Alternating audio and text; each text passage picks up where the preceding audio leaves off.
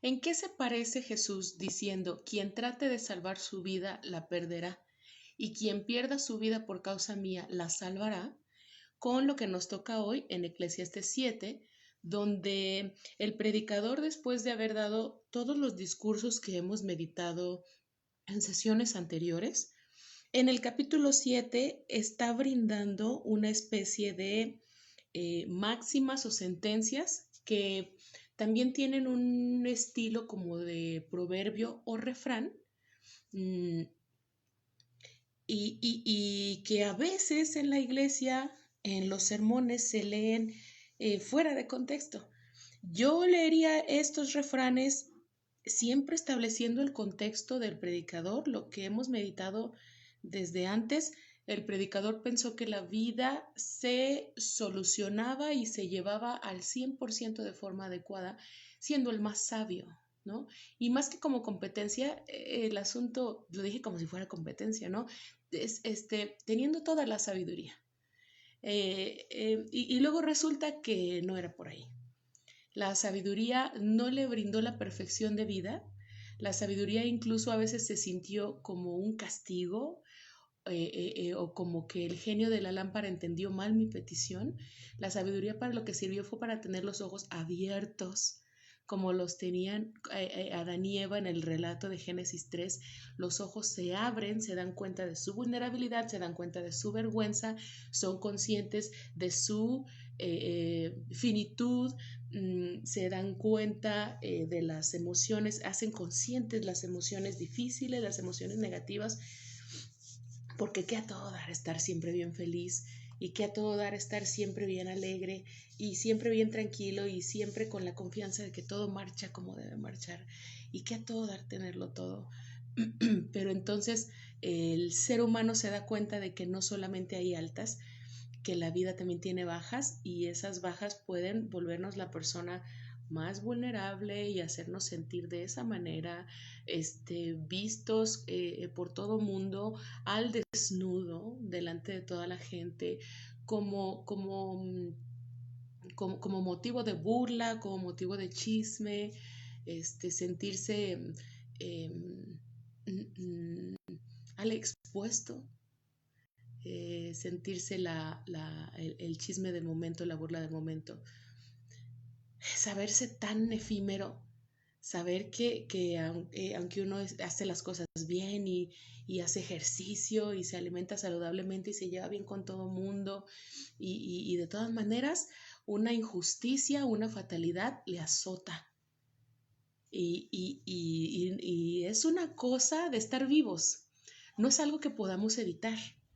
Es una situación que a todo mundo nos ha pasado, nos está pasando o nos pasará, y no en una sola ocasión como que la libremos y se acabó nuestra única experiencia dolorosa, nuestra única experiencia difícil, nuestro único sufrimiento de la vida, nuestro hito, nuestro evento canónico.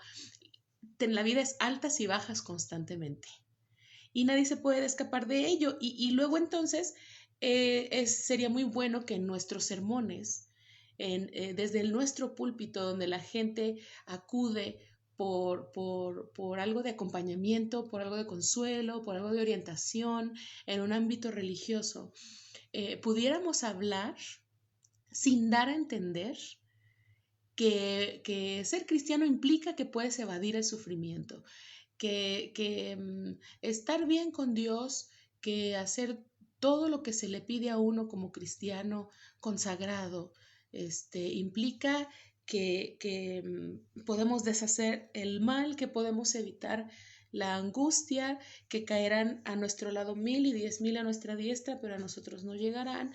Y entonces te digo, no con las palabras exactas, pero aprovechando la atención de la gente frente al púlpito, aprovechando la atención y la intención de la gente de escuchar y que me digan qué tengo que hacer porque estoy desesperado.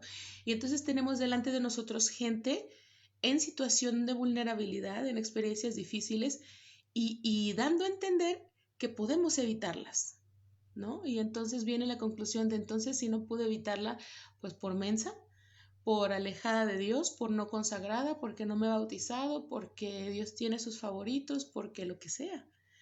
Y en realidad Es una experiencia tan humana, las altas y las bajas, y la sensación de estar en el Edén y la sensación de verse desnudos y avergonzarse y esconderse de Dios, son una experiencia constante en la humanidad. Están en el relato del Génesis tratando de identificar la naturaleza humana, no de decir, no de enfocarse en cómo el ser humano la regó totalmente y por eso creó una brecha entre Dios y él, ¿no? Creo que hay muchas situaciones particulares, muchas situaciones. Hay situaciones específicas, muy, muy particulares en las cuales alguien que ama a su cría decide cortar comunicación, decide cortar relación, porque no quiero decir que no sucede, pero hay situaciones muy particulares para que alguien con un cariño, con un amor desarrollado por a quien ha parido, corte comunicación y deje de amar, ¿no? Lo común, lo entendible, lo lógico es que a pesar de situaciones difíciles, a pesar de no entender lo que sucede, a pesar de lo que hacen o dejan de hacer, no los dejas de amar y siguen siendo tus hijos, siguen siendo tus hijas. Pero luego como que en el púlpito damos a entender que Dios no es capaz de ese nivel de amor, ¿no? En el que incluso maldecimos la situación porque no puedo dejarle de amar y ahora resulta que es fácil que Dios te deje de amar, ¿no? Y sobre todo bajo una situación de me desobedeciste. Entonces, una interpretación de esa naturaleza, una interpretación que diga que hay una brecha entre Dios y nosotros porque lo que sucedió desde el Edén y porque lo seguimos haciendo y porque el ser humano tiende al mal y porque la carne es débil, le quita mucha riqueza, le quita mucho color al relato de Génesis. En el relato del Génesis no se trata de asustar a la gente para que no desobedezca a sus autoridades. No se trata de explicarle a la gente que por mala, por pecadora, por desobediente, Dios le tiene castigado, ¿no? Y le sacó del Edén. Y que podía evitarse. Bebé, las altas y las bajas no pueden evitarse. No las tenemos que bancar porque estamos vivos. Porque es parte de la descripción de la experiencia de vida. La experiencia humana, porque estamos hablando entre nosotros, pero la experiencia de vida es tener altas y bajas. Y créeme que es algo con lo que he batallado mucho para hacer las paces por mi manera, por mis conexiones. Por mi TDA está esta hipersensibilidad, por mis propios aprendizajes, por la manera en la que abracé la religión de una manera muy particular, muy tradicional, y que digo que la abracé porque yo escuchaba las cosas, ¿no? Yo no me siento adoctrinada como a fuerza. Se me dijo lo que se creía en su tiempo, se me dijo lo que entendían los pastores que me predicaron, se me dijo con buena intención. Yo no tuve una experiencia religiosa de agresión como de agresión o de abuso como las que vemos en algunos documentales, y qué bueno que salgan a la luz. Qué bueno que se vacíe todo ese sepulcro blanqueado. Por fuera se ve bien, se ve limpio, se ve barrido, y por dentro lleno de podredumbre, y es entendible en un sepulcro literal, pero no es agradable cuando eso describe la vida de alguien, ¿no? Entonces, no tuve esa experiencia. Hay gente que está siendo acompañada, que bueno que esté siendo acompañada debido a agresión religiosa, debido a alta toxicidad religiosa, debido a manipulación religiosa. Pero entonces lo que yo hablo es lo que aprendí en su tiempo y que con buena intención otras personas también creían, y por cómo yo lo escuché y yo lo abracé y por mi conexión y mi manera de razonar, de ver el mundo, uno crece de verdad con fe creyendo que hay manera de evitarse la crisis y que hay manera de que sea uno el que está en el centro cuando caen a tu lado 1000 y 10,000 a tu diestra, y que tú lo puedes evitar, ¿no? Y es vana ilusión, es vanidad de vanidades. Lo que leemos en Eclesiastés está en nuestro texto bíblico. Entonces, abriendo la puerta de interpretación del texto desde la salud mental, es importante que seamos conscientes de cómo hay interpretaciones que de manera inconsciente, quiero creer, así me pasó a mí, que de manera inconsciente y en ignorancia enseñamos que en verdad las personas, si tienen fe, si ofrendan, si oran, si son buenos cristianos, si son gente consagrada, si es gente que sigue el Evangelio, que nunca va a negar la existencia de Dios, que nunca va a negar su fe, aunque le amedrenten, que no, o sea, es la clase de cosas que se enseñan, ¿no?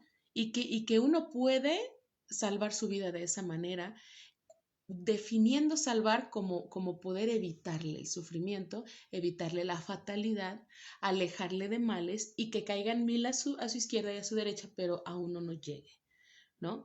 Y todo eso lo leemos en el texto y no es lo que está en el texto, sino cómo interpretamos el texto.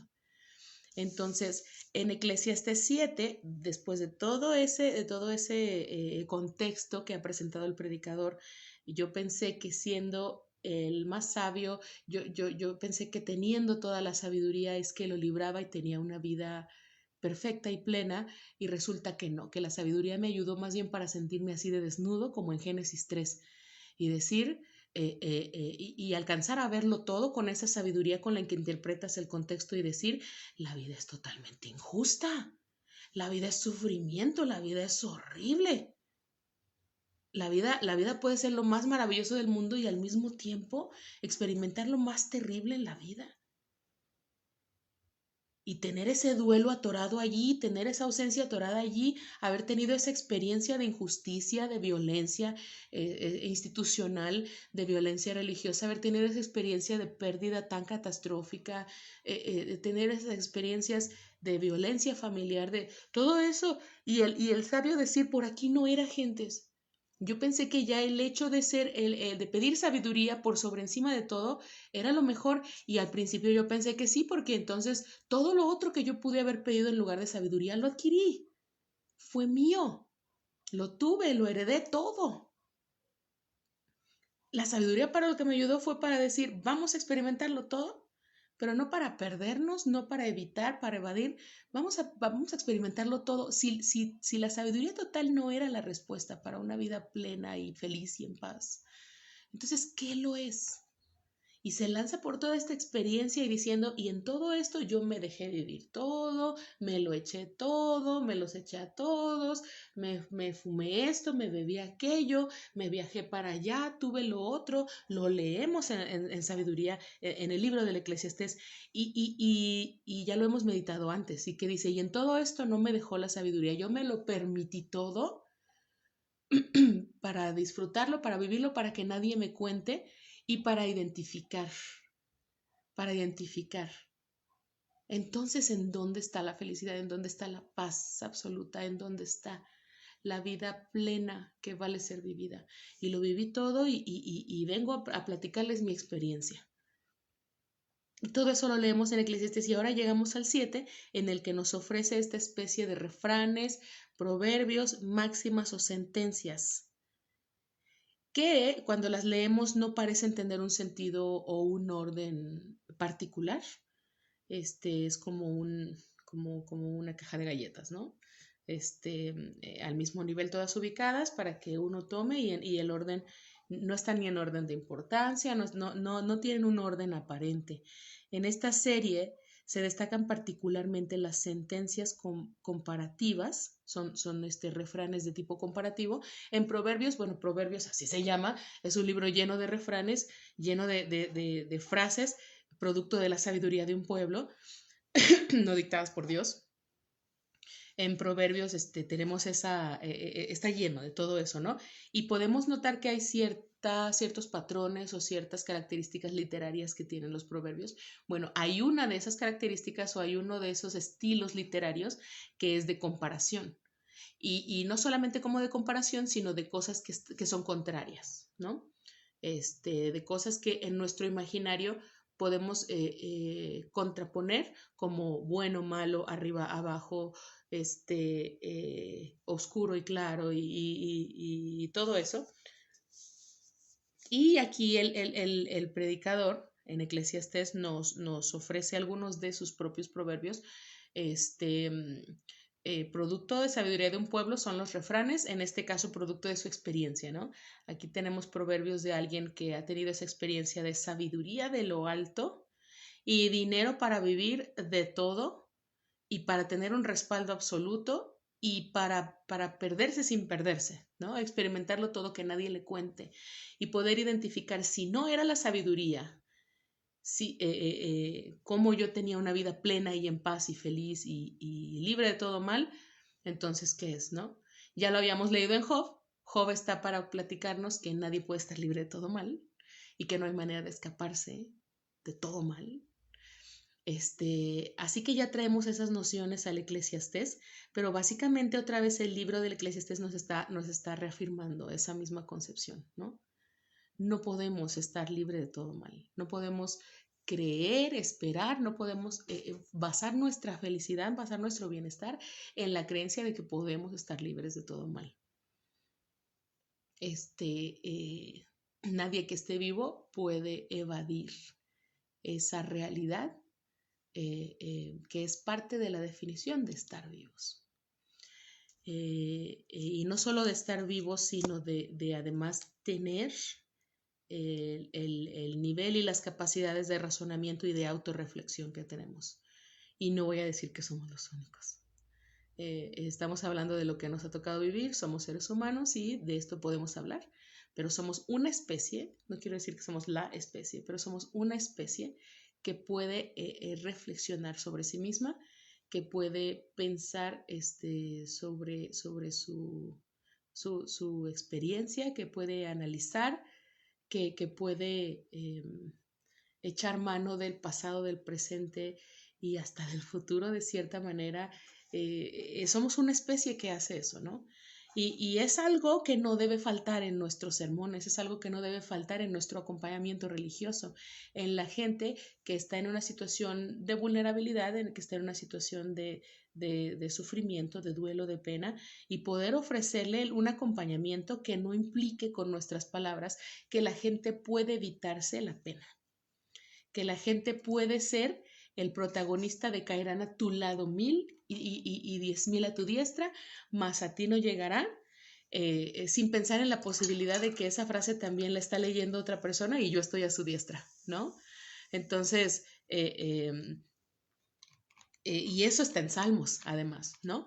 Que también analizándolo, nuevamente, no es que Proverbios sea un mal libro, no es que Salmos sea un libro mentiroso, lo que pasa es que en la interpretación nos llevamos de corbata el hecho de que todos estos textos vienen de una experiencia humana, que no vienen dictados por Dios, que es la experiencia humana con el enfoque en cómo Dios, cómo lo divino camina con ellos su vida. Entendieron que Dios estuvo, entendieron que Dios existía, que Dios estaba, que lo divino estaba, que hay una mano creadora que no solamente crea, sino que cría y acompaña, ¿no? Entonces, ese es el texto bíblico. No son dictados de Dios, son dictados y escritos, y dictados lo digo porque también mucho de esto nos viene de antes de lo escrito con experiencia oral. Y la tradición oral, el boca a boca, el de generación en generación hablado, tiene una experiencia de mucha transformación de lo dicho.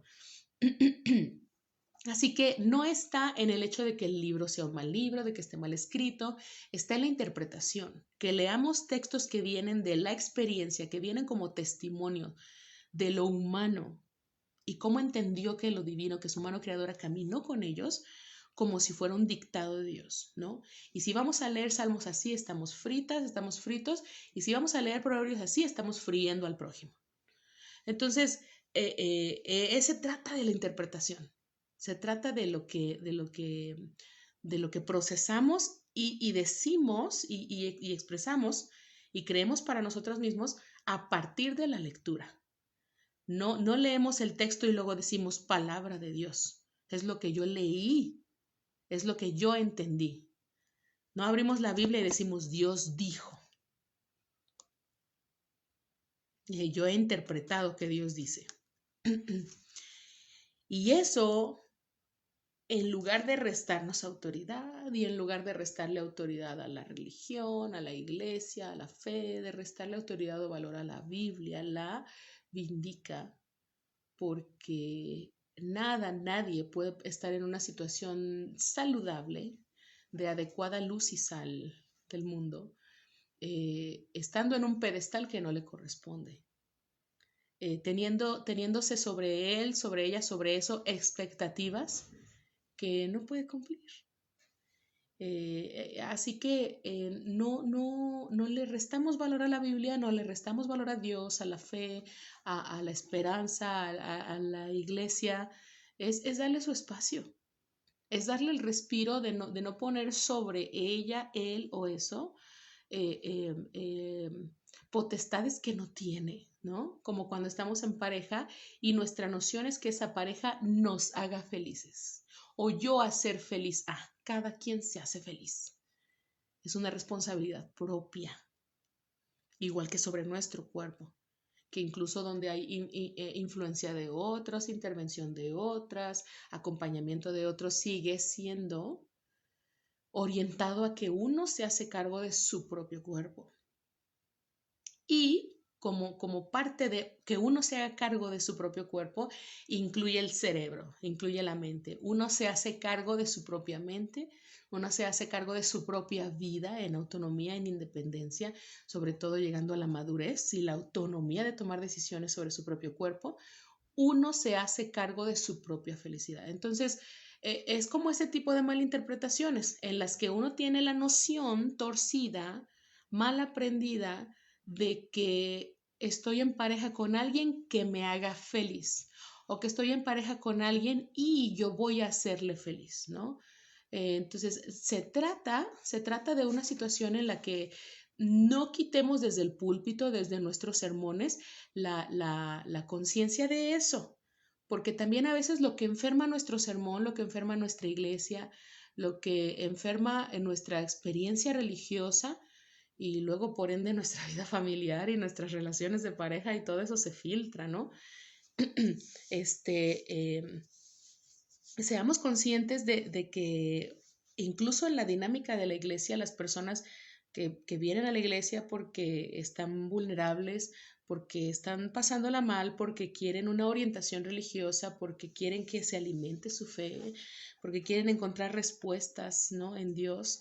Estas personas que encuentran mucha paz a través de la experiencia religiosa, y nosotros evadir el hecho de que estamos predicándole, que estamos dándole un sermón, que estamos acompañando en lo religioso a alguien vulnerable y que ser cristiano no le quita lo humano. Y parte de la definición de ser humano es que no se pueden evitar las bajas, igual que son deseables las altas, que no puede evitarse la crisis, el duelo, que no podemos evitarnos la fatalidad. Y poder acompañar a una persona recordando que es persona, recordando que es carne y hueso, recordando que es ser vivo, eh, eh, para no creer que podemos interpretar estos textos bíblicos de forma literal diciendo, puedes evitarte la crisis, caerán a tu lado 1000 y 10,000 a tu diestra y a ti no llegará, ¿no? A ti no te va a pasar y vas a pintar con la sangre, con el dintel y el mal y el ángel de la muerte no tocará tu puerta y se dará la vuelta en tu casa y cuando la libramos que a todo dar, pero cuando no la libramos entonces por ese tipo de enseñanzas en la religión, las personas aparte de estar sufriendo, creen, procesan en su mente que ya está en duelo, que además es porque Dios les dejó, porque Dios les está castigando, porque Dios está enojado con ellos, porque hicieron mal. Ajá. Y en el mejor de los casos nos preguntamos por qué a mí, como por qué no a mí, pero nos preguntamos por qué a mí en esa ignorancia y en el peor de los casos la persona se autoflagela, se aísla, no habla de su duelo, de su crisis, de su problema, porque es su culpa, porque no le van a entender, porque se van a dar cuenta de que no es buen cristiano, que no es fiel, que no tiene fe, que Dios le tiene castigado por algo horrible. Ya lo leímos en todo Job. Esa es la creencia y entonces le enseñamos cosas a la gente para que se aísle en lugar de exponer sus heridas, porque qué desnudez más severa, la del Génesis 3, ¿no? Génesis 3 está allí. Fíjate cómo nos estamos yendo a Génesis 3 con Adán y Eva, cómo estamos aquí a la mitad del texto bíblico con Eclesiastés y luego cómo nos vamos en el Evangelio a Jesús diciendo, quién, y mira, no te lo voy a leer para que, ¿verdad? Me digas que es como tú lo interpretas, lo voy a leer, ¿no? Y ya como lo interpretemos, pues ya es nuestra propia responsabilidad. Pero fíjate, esto es en Marcos, también está en Lucas y Juan, pero me gusta Marcos. Lo vamos a leer en Marcos 8, dice, Jesús comenzó a enseñarles que el Hijo del Hombre tendría que sufrir mucho y que sería rechazado por los ancianos, por los jefes de los sacerdotes y por los maestros de la ley. Les dijo que lo iban a matar, pero que resucitaría a los 3 días. Esto se lo advirtió claramente. Entonces Pedro lo llevó aparte y comenzó a reprenderlo. Pero Jesús se volvió, miró a los discípulos y reprendió a Pedro, diciéndole, Apártate de mí, Satanás. Tú no ves las cosas como las ve Dios, sino como las ven los hombres. Luego Jesús llamó a sus discípulos y a la gente y dijo, si alguno quiere ser discípulo mío, olvídese de sí mismo, cargue con su cruz y sígame. Porque el que quiera salvar su vida la perderá, pero el que pierda la vida por causa mía y por aceptar el Evangelio la salvará. ¿De qué le sirve al hombre ganar el mundo entero si pierde la vida? O también, ¿cuánto podrá pagar el hombre por su vida? Pues si alguno se avergüenza de mí y de mi mensaje delante de esta gente infiel y pecadora, también el Hijo del Hombre se avergonzará de él cuando venga con la gloria de su Padre y con los santos ángeles. Bueno, eso nos da para otra sesión. No la voy a incluir porque TDA, soy capaz de hacerlo, pero soy consciente de que soy capaz de hacerlo, no lo voy a hacer. Podemos hacerlo en otra sesión, la próxima incluso. Hablar solamente de esto, de Marcos 8, Jesús diciendo, quien trate de salvar su vida la perderá y quien pierda su vida por esta causa la salvará, ¿no? Entonces, fíjate cómo estamos en Génesis 3, en Eclesiastés y luego acá Jesús en Marcos diciendo algo similar. En el libro del Eclesiastés leemos estas frases o refranes o proverbios o, ¿cómo más lo llamamos? Máximas o sentencias, ¿no? Y dice, vale más la buena fama que el buen perfume. Vale más el día en que se muere que el día en que se nace. Vale más ir a un funeral que ir a divertirse, pues la muerte es el fin de todo ser humano y los que viven debieran recordarlo. Vale más llorar que reír, pues podrá hacerle mal al semblante, pero le hace bien al corazón. El sabio piensa en la muerte, pero el necio en ir a divertirse. Vale más oír reprensiones de sabios que alabanzas de necios. Las risas del necio se parecen al crujir de las ramas en el fuego y también es vana ilusión. La violencia entorpece al sabio y el soborno corrompe su carácter. Vale más terminar un asunto que comenzarlo. Vale más ser paciente que valiente. No te dejes llevar por el enojo, porque el enojo es propio de gente necia. Nunca te preguntes por qué todo tiempo pasado fue mejor, pues esa no es una pregunta inteligente. Si leemos estos refranes, máximas, afirmaciones, proverbios fuera de contexto, tenemos mucha tela de que cortar para herir al que ya está en duelo, para enseñarle que ha perdido, que ha sufrido, que se está doliendo porque Dios le está castigando o porque está lejos de Dios, ¿no?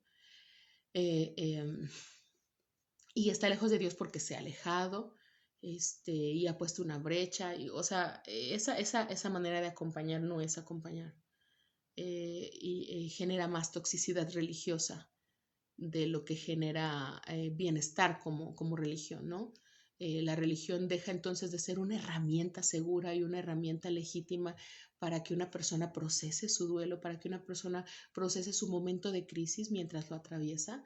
Y la idea es esa, que la religión le añada, que la iglesia le añada a la vida de las personas, que pueda ser una herramienta útil, como debiera serlo los centros educativos y como deben serlo los centros terapéuticos y los centros de salud, como debiera serlo todo lo que está al servicio de la preservación del bienestar y la vida humana, ¿no? Bueno, en ese listado está la iglesia.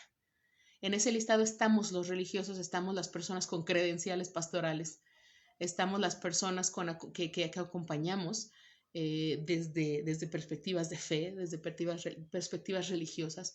Ahí estamos. y también tiene que mediar un proceso ético y legal y transparencia, pero la iglesia tiene como que esta intención, esta tentación de no tener que rendir informes, de estar fuera de la ley, de poder afirmar que lo sabe todo, que lo tiene todo, de poder afirmar que puede escaparse de auditoría, que puede escaparse de leyes de convivencia, de reglas sanitarias, de todo. Con la iglesia hay este tipo de dinámicas. No es la única. En todos los ámbitos vamos a encontrar enfermedad y vamos a encontrar charlatanería en la iglesia también. Y es algo que tenemos que asumir porque la intención original entonces de la iglesia es acompañar y abrir un espacio seguro para que la persona pueda transitar la vida, igual que lo debe ser un hospital, igual que lo debe ser un consultorio psiquiátrico, psicológico, igual que debe ser el coaching, igual que debe ser el ambiente educativo, ¿no? Velar por la gente, por el desarrollo, acompañar a la gente en su desarrollo. El asunto es que en todos los ámbitos hay corrupción y están incluidos estos, ¿no? Lo que debería existir para el bienestar del pueblo, lo que debería existir para el beneficio de la sociedad, existe para beneficiarse a sí mismo, ¿no? Y se corrompe. Hay corrupción en el ambiente médico, en el ambiente educativo, en el ambiente judicial, hay corrupción, porque todos los ambientes humanos se pueden corromper, ¿no? Incluida la iglesia, incluido el cristiano, incluida la pastora, ¿no? Porque lo cristiano no quita lo humano, lo servidor público no quita lo humano, no quita todas esas experiencias y esa capacidad esa posibilidad de corromperse. Entonces, leer estos versículos debe ser leído con contexto, con todo esto que hemos meditado en las sesiones anteriores. Te invito a que vayas a ver esto al canal de YouTube para que puedas estar al día si te interesa este rollo del Eclesiastés y de la Biblia en clave de salud mental, ¿no? Que la religión no implique que nuestra salud mental esté en jaque, que por ser buenos cristianos, buenas cristianas, tengamos que cercenar nuestra personalidad, tengamos que poner en el olvido nuestra experiencia de vida, tengamos que deshermanarnos con gente de la familia y amistades que no son de la misma religión, etc. Ahí está, ¿no? En los capítulos de YouTube, porque las transmisiones de Facebook se volvieron con tiempo limitado y se borran. Y queremos acompañar. Queremos proponer algo que sin necesidad de salirse de la iglesia, sin necesidad de salirse de la interpretación de la Biblia y de desarrollar tu fe, sin que implique que estamos negando el Evangelio, ni negando la iglesia, ni negando nuestro cristianismo, y nada de eso.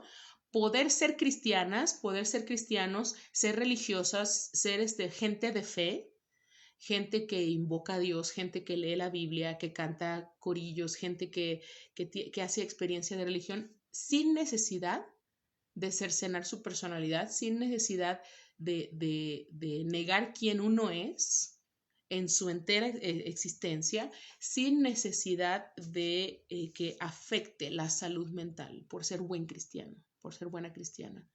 Y adquirir todos esos beneficios que se nos prometieron de que podemos evitar la crisis, podemos evitar el conflicto, que podemos evitar el sufrimiento siendo buenos cristianos. El chiste se cuenta solo, ¿no? Del por qué se cae luego el sistema de creencias, por qué sucede esa crisis de fe, aparte de por ser humanos, por qué sucede esa crisis de fe alimentada por una creencia de que podíamos evitar el sufrimiento o el conflicto, que podíamos evitar corrompernos, que podíamos evitar tomar malas decisiones, que podíamos evitar la fatalidad o la injusticia porque éramos cristianos, ¿no? Entonces, hay mucho que barrer, hay mucho que analizar, hay mucho que deconstruir para poder verificar los cimientos y encontrar aquello que hace que por más que construimos y volvemos a construir, se cae y tiembla y todo se parte debido a los cimientos. Uh-huh.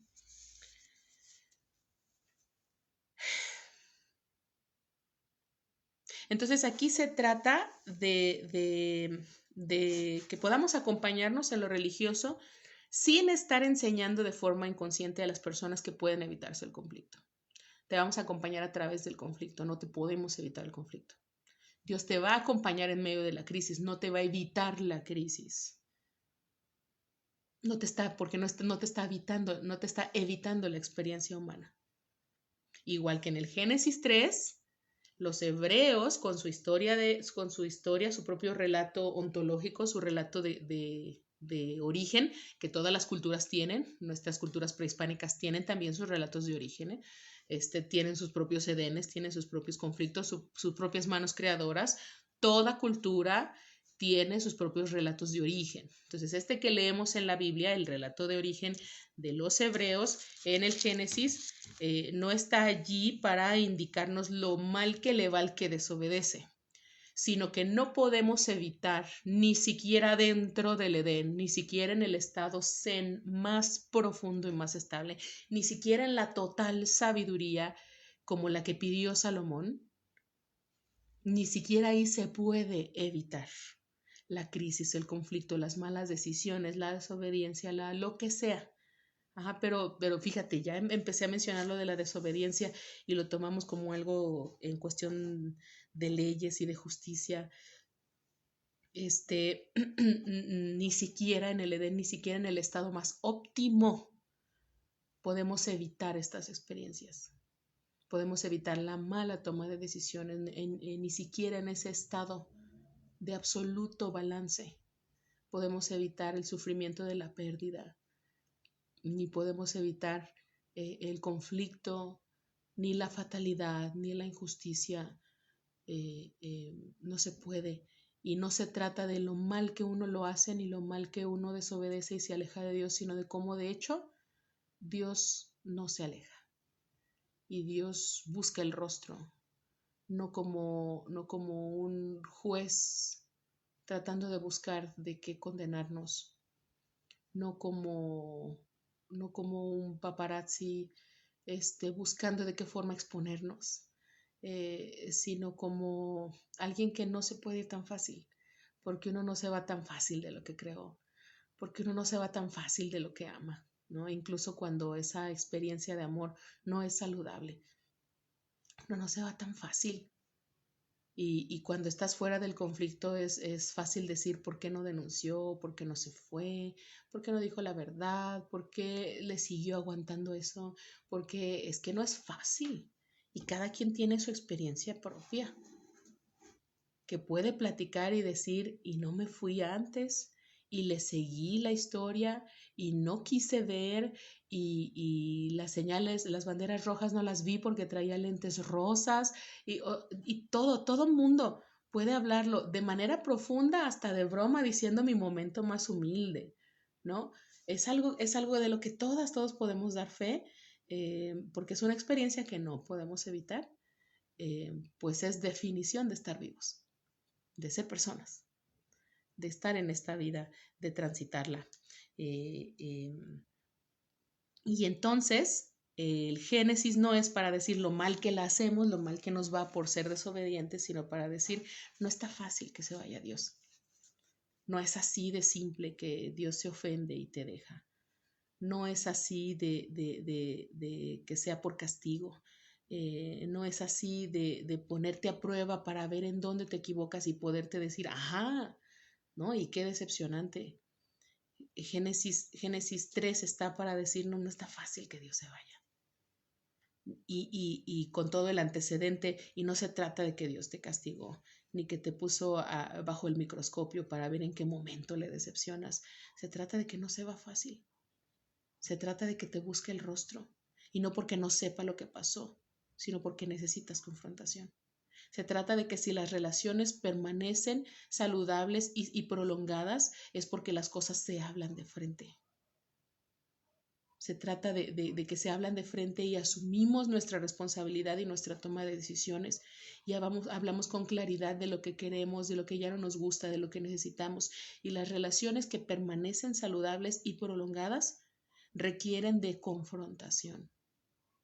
Y no podemos simplemente evitar y hacer oídos sordos de lo que está pasando y sacar conclusiones sin haber hablado de frente con la persona y entonces tratar de tomar la justicia en nuestras manos o de tratar de balancear el marcador como nosotros lo vemos y entonces darnos cuenta de que le damos al traste, aguantarnos para mantener la paz, seguir dejando que nos maltraten, que decidan por nosotros, seguir dejando que sucedan las dinámicas dañinas en las que no solo la pareja, sino las familias también se abusan unos a otros y quedarse callado para mantener la paz. Uh -huh. Mire cómo les fue en Génesis 3, dice el relato de origen, ¿no? Y la relación que se mantiene viva incluye confrontación, incluye hablar las cosas como son, incluyen abrir un espacio en el que se puede dialogar. En el relato del Génesis no encontramos fuego divino cayendo al instante diciendo ahorita los destruyo y hago unos nuevos. ¿Qué se le dificultaba a Dios hacer eso?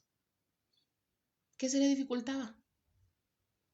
El Génesis 3 es un relato muy asombroso sobre cómo en lugar de con la facilidad que podía destruir y volver a hacer, como lo vemos en nuestro relato de origen, en nuestro propio relato prehispánico, ¿no? Cómo se hizo al ser humano de madera, no funcionó, se hizo de barro y no funcionó, se hizo de piedra, se hizo de hierro, no funcionaba, hasta que se hizo de una masa de maíz con sangre de dioses, ¿no? ¿Qué le costaba en este relato del Génesis? Está bien chida esa historia nuestra, de nuestra cultura mexicana, prehispánica. ¿Qué le costaba? Destruir a Adán y Eva y hacer un nuevo Adán y una nueva Eva y ahora hacer a la mujer primero y sacar de su costilla al hombre. ¿Y qué le cuesta, no? Diseñar y destruir y volver a diseñar hasta que le salga bien. Entonces, ¿qué le costaba? Y alguien a quien no le costaba hacer eso, que tiene toda esa potestad de hacer y de deshacer como plastilina en mano de niño, ¿qué le cuesta? O barro en manos del alfarero, ¿no? Si eres más poético. ¿Qué le costaba? Y tener este relato del Génesis 3 en el que dice, pues igual si no le costaba, aunque le cueste, va a confrontar. Ajá, y que haya fallado no significa que tiene defecto de fábrica. Y que haya fallado no significa que le tengo menos aprecio como su mano creadora. Y que haya fallado y que haya tomado malas decisiones no significa que yo fallo y que yo me doy por vencido.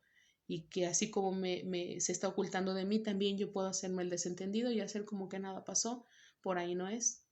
O destruirlo y quemar ese puente y deshacer lo que cree y deshacerse de lo que uno ama.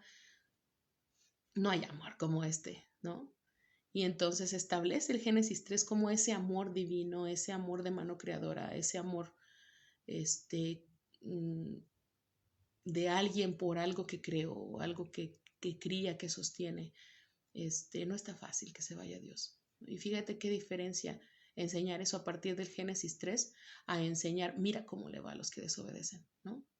Y Dios les da la espalda y los corre, los echa de su vida, los echa de su edén, los echa del bienestar, los avienta que sufren y ándenle, aprendan entonces a golpes como ustedes quieren. Estoy muy ofendido. Déjale eso a nosotros los mamás y los papás humanos. Déjale eso porque a nosotros porque somos limitados, porque nosotros sí no estamos hechos para aguantarlo todo y sufrirlo todo. Para eso está el amor, lo leemos en el Nuevo Testamento. Para eso está el amor y Dios es amor, entonces para eso está Dios. Para perdonarlo todo sin fin, para acompañarlo todo sin fin, para poder hacerlo todo sin limitaciones, para echar mano de todos los recursos. Para eso está Dios, para eso está el amor.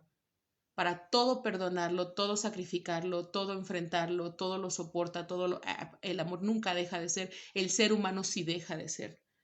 Ese amor incondicional, eterno, se lo dejamos a Dios y está plasmado en el Génesis 3. Es Dios quien da la cara, es Dios quien suple, es Dios quien acompaña, es Dios quien transforma las leyes, es Dios, ¿no? Y es este análisis del ser humano tiene que sufrir para aprender, porque está suspendido en el bienestar absoluto y no aprende nada y se equivoca a la primera, necesita salir y aprender y Dios le acompaña, Dios le viste, Dios no le abandona.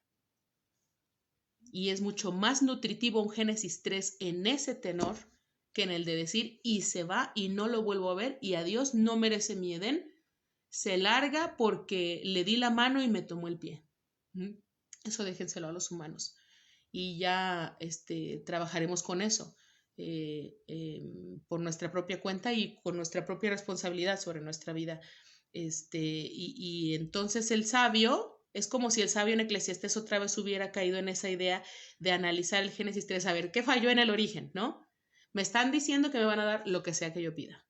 No quiero pedir lana, no quiero pedir fortuna, no quiero pedir fama, no quiero pedir qué es lo que hizo que fallara la vida, qué es lo que hizo que estuviéramos fuera del Edén, ¿no? No, eso no dice en Eclesiastés. Estamos haciendo ese paralelismo, estamos haciendo esa unión de textos, ¿no? Imaginémonos al predicador, al sabio del Eclesiastés diciendo que en la tradición pues es el rey Salomón, ¿no? Que es Salomón. Lo que tú me quieras pedir, yo te lo voy a dar, ¿no? Como un Shenlong con las esferas del dragón. ¿Dónde se falló esto? ¿Dónde perdimos el Edén? ¿Cómo podemos volver al Edén? Entonces, quiero la sabiduría absoluta. Quiero sabiduría para vivir bien, para no cometer este error, ¿no? Pero entonces en ese proceso también, con la sabiduría, con los ojos abiertos, venía la conciencia de la desnudez, ¿no? La adquisición de sabiduría, la adquisición de conocimiento, de mirarse a uno mismo, le permitió a Adán y a Eva ver que estaban desnudos y que eso provocaba vergüenza, verse vulnerables. Y Salomón no procesa eso, imaginémoslo así, Salomón no procesa eso y vuelve a pedir, ¿no? Quiero evitar eso, ¿no? ¿Qué película de mirada al pasado no tiene que ver con tratar de evitar cierto evento? ¿Qué historia sobre viajar en el tiempo no implica tratar de evitar que algo suceda? Y Salomón trata de hacer eso. ¿Cómo podemos evitar, cómo podemos viajar al pasado y evitar Génesis 3 y quedarnos en Génesis 1 y 2? Y se da cuenta que adquiriendo ese conocimiento, adquiriendo esa sabiduría que le pide a Dios, y no puede evitar el conflicto, no puede evitar la crisis, no puede evitar la mala toma de decisiones, no puede evitar las consecuencias de estar vivo. Y cuando Salomón viaja en el tiempo por pedir sabiduría, se da cuenta de que en realidad es algo inevitable y le pasa lo mismo que a Adán y a Eva y se mira desnudo. Pero la sabiduría que ha pedido le sostiene, no está fácil que Dios se vaya y entonces decide hacer de esto su objetivo de vida.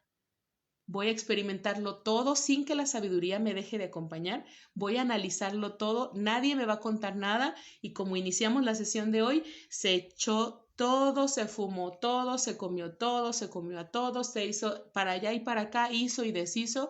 La sabiduría nunca me abandonó.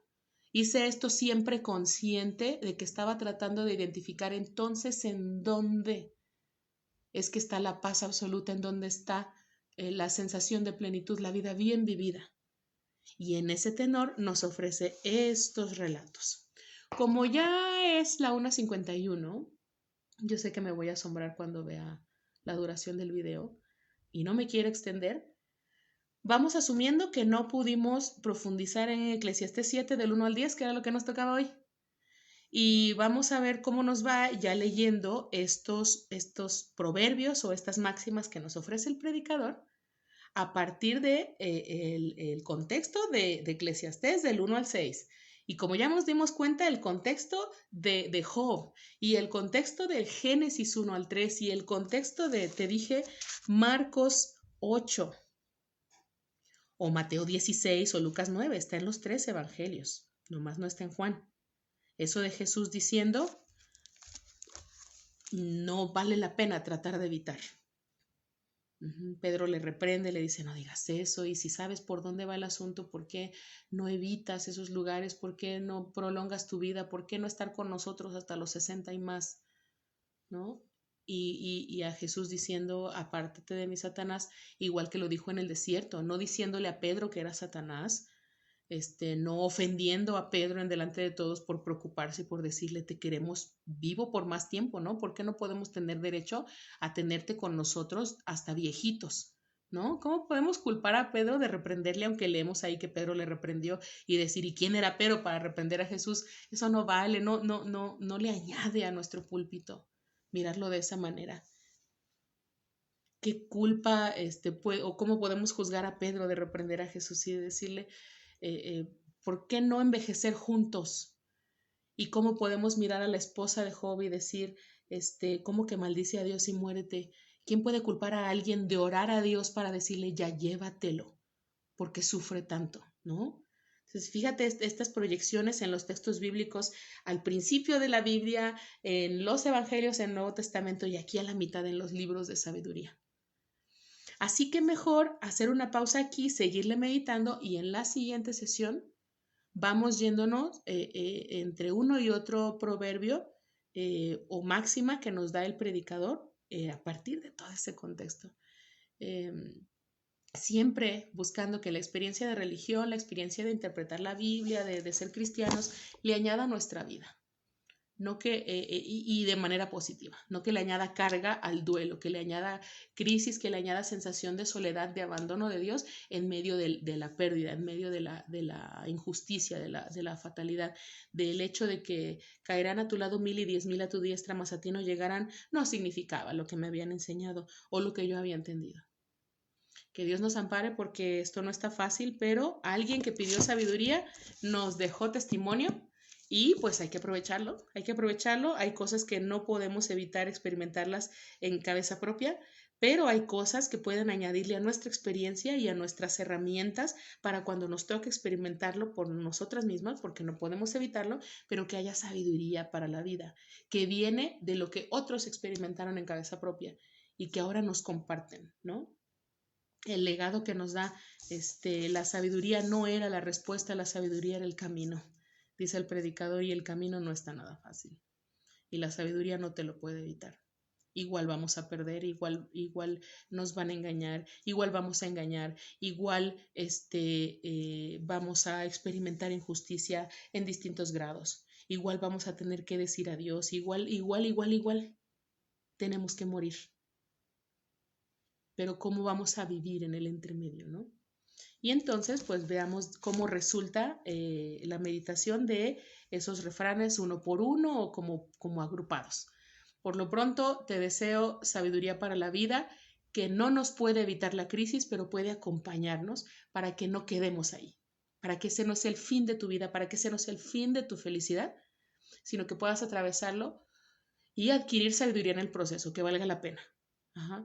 Que el estiércol, por lo menos, permita el florecimiento de algo nuevo y que no podamos evitarnos a avanzar en medio de ese estiércol, quiero llamarlo de otra manera, pero tú sabes cómo se llama, pero poder aprovechar de eso y fertilizar nuevas experiencias y nuevos motivos para seguir vivos y nuevos motivos para que la vida siga valiendo la pena en medio de tanto estiércol.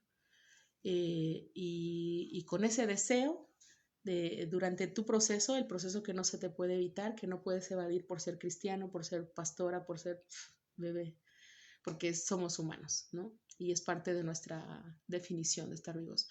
Que Dios te acompañe en este proceso, te acompaño también. Si tienes que agendar una sesión, la agendas conmigo, con otras personas. Yo no lo sé todo, pero conozco a quienes lo saben todo en su rubro y enviamos, redirigimos al profesional adecuado. A veces estás dentro de la iglesia y buscando la respuesta y tu respuesta está en la asesoría legal y eso es parte de la mayordomía o está en la asesoría judicial o está en la asesoría psiquiátrica, psicológica. Lo cristiano no quita lo humano. Así que bueno, este video en un ratito más va a quedar para que si recién vas llegando lo puedas mirar, lo vamos a subir a YouTube, esperando que pueda ser orientación responsable, que no dé las respuestas de todo, pero que por lo menos acompañe de una manera más saludable, que seamos luz sin que deslumbremos en la carretera y provoquemos un accidente, y ni que quema las plantas, y que seamos sal sin que dañemos la comida, sin que sequemos, sin que deshidratemos, ¿no? Hay que ser sal y luz del mundo, pero en su justa medida. Muchas gracias y nos vemos la siguiente sesión. No sé si la próxima semana se pone bien difícil, pero la siguiente sesión nos vemos y continuamos con Eclesiastés 10. Bye.